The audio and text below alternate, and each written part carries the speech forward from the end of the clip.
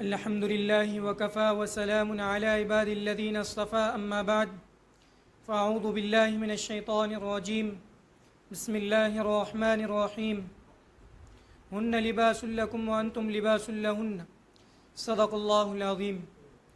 معزز اساتذہ اکرام اور میرے ہم سفر ساتھیوں،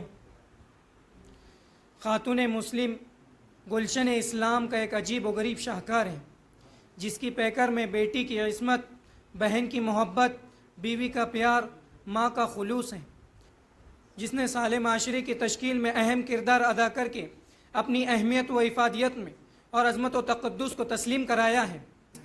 یہ ایک مسلمہ حقیقت ہے کہ دنیا کے بڑے سے بڑے انسان میں کی پرورش میں عورت ہی کا کردار نظر آتا ہے۔ عورت نے ان کو جنا بھی اور ان کی پرورش بھی کی اور تعلیم و تربیت بھی کی اور معاشرے کی بری فضاؤں سے انہیں بچایا بھی۔ حضرت یوسف علیہ السلام، حضرت ابراہیم علیہ السلام، حضرت موسیٰ علیہ السلام، حضرت عیسیٰ علیہ السلام عورت ہی کے پیٹ سے پیدا ہوئے، یہاں تک کہ خاتم النبیین حضرت محمد مصطفیٰ صلی اللہ علیہ وسلم حضرت آمنہ کے بطن سے پیدا ہوئے۔ اصحاب رسول حضرت صدیق اکبر، حضرت عمر فاروق، حضرت عثمان غنی، حضرت علی مرتضیٰ رضی اللہ عنہ اجمعین، کئی شہداء اور صالحین مبلغین عورت ہی کے پیٹ سے پیدا ہوئے۔ اسی محترم حضرات، اسی معصوم کلی کی وجہ سے نظاروں میں خوبصورتی پیدا ہوتی ہے۔ عورت رب ذوالجلال کی جانب سے عطا کردہ وہ حسین تحفہ ہے جس کے ذریعے انسانی زندگی کو رعنائی بخشی، اور اسی عورت کے دم سے نظاروں میں خوبصورتی پیدا ہوئی۔ اسی معصوم کلی نے حضرت آدم علیہ السلام کی زندگی سے وحشت کو دور کیا، مگر ان تمام باتوں کے باوجود ظلم و ستم کی تاریخ شاہد ہے کہ اس دار فانی میں جتنے مظالم برپا ہوئے ان میں سے زیادہ تر ان صنف نازک ہی پر کیے گئے۔ اس بے رحم سماج نے عورت کو جس نظریے سے دیکھا ہے وہ نہایت قابل مذمت ہے۔ تاریخ عالم ان دردناک واقعات سے بھری پڑی ہے۔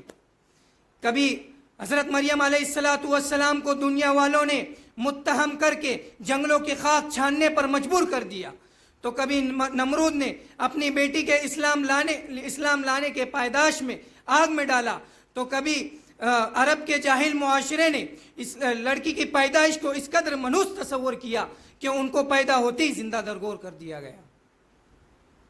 محترم حضرات، ساری دنیا پر یہ بات روز روشن کی طرح آیا ہے کہ جس گھر میں لڑکی جوانی کی دہلیز پر پہنچتی ہے تو اسی وقت سے والدین کی نیندیں حرام ہو جاتی ہیں اور زندگی کا ایک ایک لمحہ سانپ بن کر ڈسنے لگتا ہے۔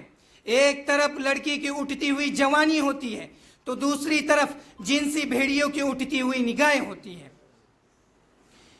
والدین اس گلاب کے پھول کو سجانے کے لیے کسی گلدان لڑکے کی تلاش کرتے ہیں تو اسی وقت جہیز کے مطالبات ان کے ارادوں کو وہی مسمار کر دیتے ہیں۔ محترم سامعین، عورت معاشرے کی زینت اور بنیاد ہوتی ہے۔ عورت اگر محفوظ ہے تو گھر، خاندان اور پورا معاشرہ محفوظ ہے۔ اسلام نے عورت کی عزت و حفاظت کو سب سے زیادہ اہمیت دی ہے، کیونکہ عورت ماں بھی، بہن بھی، بیوی بھی اور بیٹی بھی ہے۔ آج ضرورت اس بات کی ہے کہ ہم عورتوں کو وہ مقام دیں جو دین اسلام نے دیا۔ آئیے ہم سب مل کر یہ عہد کریں کہ ہم اخلاقی، معاشرتی اور دینی ذمہ داریوں کو سمجھتے ہوئے عورت کی عزت و حفاظت کریں۔ اللہ تعالی ہم سب کو اس نیک عمل کرنے کی توفیق عطا فرمائے۔ وما علینا الا البلاغ۔ ماشاء اللہ، اللہم عزیز فرید۔